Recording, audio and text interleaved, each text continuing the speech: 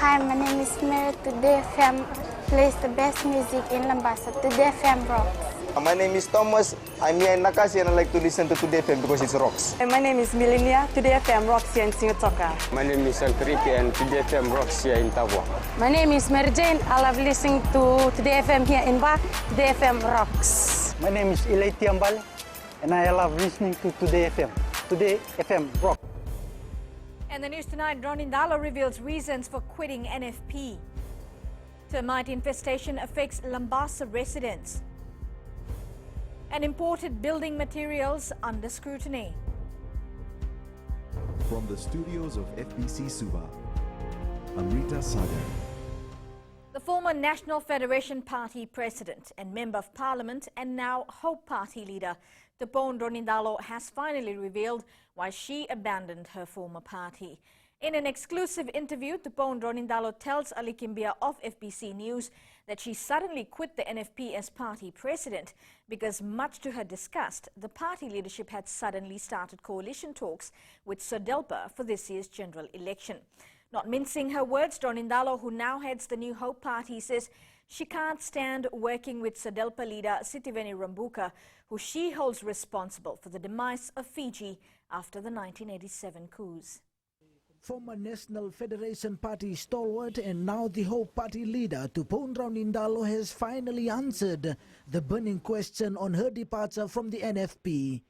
The decision was to work with all parties, and that includes the party SODELPA. And no, I didn't want to sit with SODELPA anymore when they did that because I thought they disrespected their own voters who voted for a different leader. How can I talk about stability and the rule of law when I sit with those who don't participate in it? I'd be, seen in a very bad light. Ronindalo says leaving NFP was the best thing she did, as she was only left with two options. If I don't like it, politicians usually have two options. They can cause trouble in their party or they can walk away. And I don't. I'm not a troublemaker. The majority have made their decision. That's the decision they work with every day, and I will go and form my own, and it's up to the people. Ronindalo says despite various parties working together prior to the general elections, her new party, Hope, will never work with parties that are involved with SODELPA and its leader Sitiveni Rambuka. But there's something about him. We all know what he started in this country, and it's lost this country billions of dollars. And the most who are suffering is the young people. Ronindalo says Rambuka's return to the political arena portrays a bad image for Fiji. They'll say, wow, this man can start the coup culture, he can destroy NBF, the whole economy, damage it, and the people of Fiji will keep voting for him. If he can do it, I can do it too. It's not a very good thing to encourage. Ronindalo believes there are standards that needs to be set in Fiji, despite some political leaders being fond of making all sorts of compromises just to get into power. She says no matter how much forgiveness is asked for, the massive wrongs done by Rambuka cannot be undone. Now people say you must forgive. We've forgiven him a long time. He's been given immunity in 3 constitutions, I think. So it's not about forgiveness. If this was about personal money, about him mishandling my personal money, then sure, then I should forgive him. But it's not my money. It belongs to the whole country. Rambuka has promised to respond tomorrow, while NFP leader Biman Prasad cast doubts on Ronindalo's claim, saying Ms. Ronindalo knows the truth and that he sincerely hopes for her sake she is not lying. Ali Kimbia, FBC News. The Asian subterranean termites have struck again and infested parts of Lambasa. This has resulted in the Biosecurity Authority of Fiji declaring the Lambasa district as an emergency area. Eleanor Turangaivu reports a dedicated team is in Lambasa and are undertaking all measures necessary to contain and control the spread of the termites. With this being the swarming period for the Asian subterranean termites, the Biosecurity Authority of Fiji AST project team in Lambasa is receiving reports and complaints of termite sightings and infestation on a daily basis. Yes, Lambasa is a declared biosecurity emergency area for Asian subterranean termites, for AST, and which basically means that we have confirmed cases of AST infestation in Lambasa. For the past 4 weeks, residents of the government quarters in Vaturekuka and Vatunimbale have been sighting the termites inside their homes. About 3 times in a week, they have had to turn out all lights and light fires around their compound to draw out the termites. Almost every evening, we always swamped by termites. We have received complaints that our officers are attending to in Vatunimbale and Vaturekuka. A biosecurity emergency declaration is in place for these affected areas. Siberia, Batinikama, Vulobi Dhawera, Wunika, Sosoa, Vunibau, Walembasonga, Vaturekuka, Vatunimbale, Vitandra, Mbulileka, Mbodha, Urata and Mbombale. The declaration restricts any movement of AST, including nests or host materials. The Biosecurity Authority of Fiji also confirms that it will conduct a delimiting survey in Lambasa towards the end of the year to ascertain the level of infestation and if there is a spread. Eleanor Turangaibiu, FBC News. The standard of imported building materials has come under the spotlight, and this will now be closely monitored by the Construction Industry Council. The council claims some construction companies are buying low-cost materials and do not take into consideration the quality of the materials. Kritika Kumar reports. The Construction Industry Council has selected a task group to monitor the importation of all building materials, which will enhance the building standards and the quality of buildings in the country. The other important thing is standards, because we are in Fiji importing certain materials, building materials, which are substandard. They're cheaper and they could have an adverse impact on for the users of those materials. Naidu says the council is working on ensuring that all construction companies comply with the building standards in Fiji. A Suva-based construction company, Pacific Building Solutions, says they support the move. We understand they have put together a task group of several key people and organizations to do the work. We are behind them 100%, yes. Meanwhile, the licensing of construction companies is another major issue which the council is now working on. Kritika Kumar, FBC News. Prime Minister Varanger Bainimarama is calling for a United Nations which understands the challenges of small islands developing states. Bainimarama also requests for UN which is fit for responsive action on the front line of climate change. The PM made these statements to the President of the 73rd session of the General Assembly, Maria Fernanda Espinosa Garces, during a bilateral meeting. Bainimarama also reassured Espinosa that Fiji is steadfast in its support for multilateralism. Still to come, Chinese community celebrates the Moon Festival. And in our Successful Fijian tonight, we meet a Singatoka farmer who is making it big. Details after the break.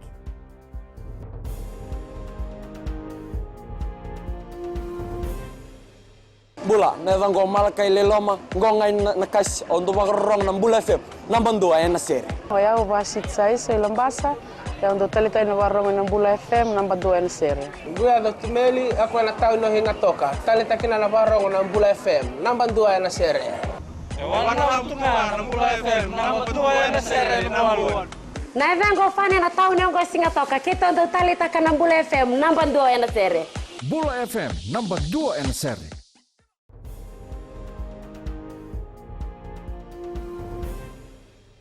One of the vibrant groups, the Chinese community, celebrated their Mid-Autumn Festival and National Day of China today. Chinese ambassador to Fiji, Gian Bo, says this event is one of the major events in the Chinese calendar. Kritika Kumar reports. The Chinese ambassador to Fiji says the National Day of China also marks the arrival of Chinese in Fiji, and this year it coincided with the Mid-Autumn Festival, which is traditionally celebrated on the 23rd. Since the arrival of first Chinese over 163 years ago, generations of Chinese immigrants have established themselves through hard work and constant pursuit for a better life. This festival is also known as the Moon Festival, where friends and families gather for a meal and view the moon when it is at its fullest. Some prominent members of the Chinese society have prospered to become very successful, influential businessmen and women. Some have excelled in the sporting arenas, and others in the legal and medical professions, to name just a few. Meanwhile, the Chinese Association, together with the China Cultural Center, will be hosting a cultural event at the Fiji-China Friendship Pavilion at Terry Walk tomorrow. Kritika Kumar, FBC News.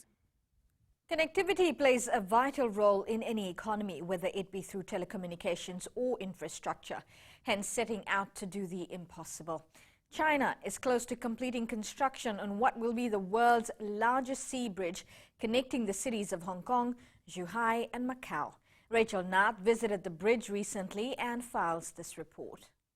For countries with land borders and infrastructure of this magnitude portrays not only a unified front of what once used to be colonies of China, but also what is going to transform modes of transportation. The bridge is expected to reduce travel time between Hong Kong and Macau from up to 4 hours to just over an hour.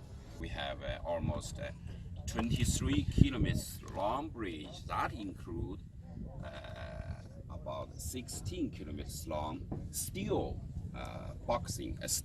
The bridge is being built to withstand a magnitude 8 earthquake and any super typhoons. More than 20,000 workers have been part of the construction phase. We have 12 cities. This is Zhuhai, Zhongshan, Jiangmen on the west bank. On the east bank, we have Hong Kong close to Shenzhen, Dongguan, Huizhou. It was definitely a breathtaking experience to be on this world-renowned bridge, which will connect 3 major cities once open, making life easier for millions of people. Here at the Hong Kong, Zhuhai and Macau Bridge, I'm Rachel Nath for FBC News. In our Successful Fijian tonight, farming is usually a business that many tend to shy away from, as people believe that the agriculture sector means an archaic lifestyle. However, this is not the case for Fazal Khan of Sovimbe, Singatoka, who took over his father's farm and turned it into a multi-million-dollar business. Felipe Nakaso with this success story. Successful Fijians is brought to you by the Fiji Development Bank, your partner in progress. Farming has always been in Faisal Khan's blood, who has been in the business ever since he left school in the 90s. During my school time, I was really interested in farming. Nothing else comes, only farm comes in my head. My farm is located in Sovimbe, Singatoka, and I have 12 acres of land, and I'm doing vegetable farming and fruits. Over 30 years, Faisal has gone through ups and downs with his farming business. However, he persevered with the goal of being a successful farmer. Despite his brothers venturing into other jobs, he decided to take over his father's farm and make a living out of it. The old time, there was a lot of difficulties in doing farming, just like doing with the bullocks. Now we have machines and fertilizer and things. The olden time they don't use fertilizer and things been changed, so can see the change of the vegetables and fruits, plants. Sometimes we face just like the floods, hurricanes and the big droughts, but normally we manage to do something. Today he grows various fruits like guavas, pineapples and pawpaws, vegetables like broccoli, round cabbage and spring onions on his 12-acre land, which he describes as his little heaven on earth. It's a good job to do, but have to manage it. If start off with a good way, so you will be a successful farmer. Roughly, some weeks we can make $2,000 to $3,000 2 weeks. Yeah, I have a lot of from Ministry of Agriculture, just like irrigation system, water pumps and tanks has been came in. So it helped me a lot during the drought season when the thing comes. Plants need water, so irrigation system is with me. He maintains that farming is not easy, as it requires a lot of physical labor and positive attitude. Can be a farmer but needs a lot of work. Sometimes you have to be struggled by the hurricanes and the rains and droughts. But if you manage to find problems like that, if you manage it again, so there's fun. The 52-year-old, who also owns a livestock farm, is now thinking of starting his prawn farm soon. Felipe Naikaso, FBC News. Successful Fijians is brought to you by the Fiji Development Bank, your partner in progress.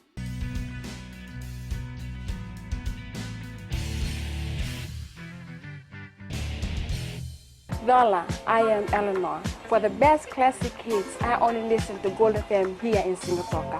Gold FM, only the classic hits. My name is Seni Rawa. I love listening to Gold FM here in Nosuri. Gold FM, only the classic hits. My name is Dino. I'm from Outrigger, Koroko, Singatoka. I love listening to Gold FM, only the classic hits. My name is Salote. I love listening to Gold FM here in Nosuri. Gold FM, only the classic hits. Bula, my name is Marida. Gold FM plays the best classics here in Outrigger, Singatoka. Gold FM, only the classic hits.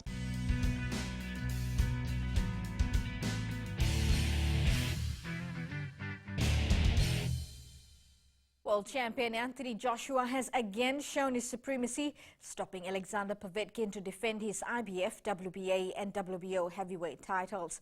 Joshua started slow, but in the 7th took down Povetkin with a series of vicious punches that put down and out the Russian. Fiji Airways Flying Fijians coach John McKee has set his eyes on playing Semi Radradra at outside centre for the 2019 Rugby World Cup in Japan.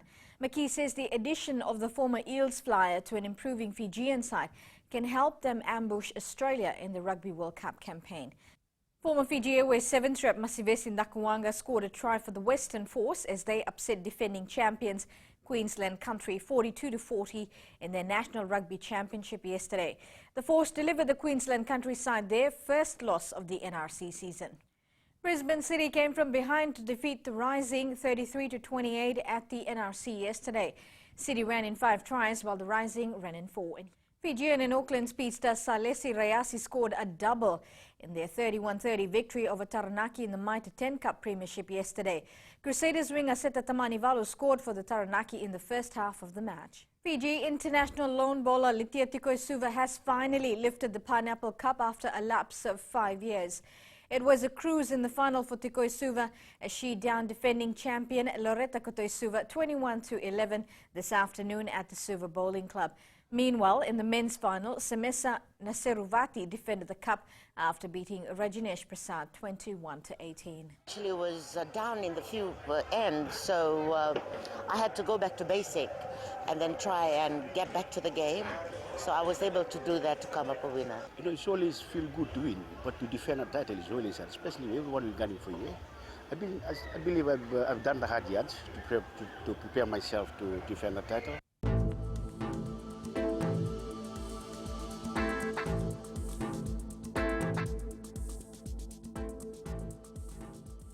A weak trough of low pressure remains slow-moving over the eastern parts of the group and is expected to affect the eastern parts of the country till tonight. Meanwhile, there is another trough of low pressure that is expected to approach the group from the west on Tuesday and pass just to the southwest of Fiji. Taking a look at the temperatures in the west, generally fine weather all around. And eastwards from Pacific Harbour to Suva, it was a rainy morning before the clouds took over the whole day. Up north, it was cloudy just like Suva. At sea, winds becoming predominantly southeast tomorrow, moderate to rough seas and moderate southerly swells. For the tides, high tide will be at 5:50 a.m. with low tide at 12:20 p.m. tomorrow, sunrise at 5:52 a.m. Similar conditions from today will prevail until tomorrow, so be ready for another cloudy day. Tomorrow's temperatures will mostly be same as today. And looking further on to Tuesday, some showers are expected. Recapping the main stories, Ronindalo reveals reasons for quitting NFP. Termite infestation affects Lambasa residents and imported building materials under scrutiny. For these stories and others, you can tune in daily to our sister radio station, Gold FM. Onto our poll questions segment. This week, we're asking, do you think a hotline will reduce the litter problem in the country? You can visit our FBC website to answer. You can also send us newsworthy pictures and videos on email fbcnews@fbc.com.fj or share it with us via our Facebook page FBC News. You can also follow and tweet us your news tips at FBC News or simply hashtag FBC News. And that was your FBC News for tonight. Until next time, good night.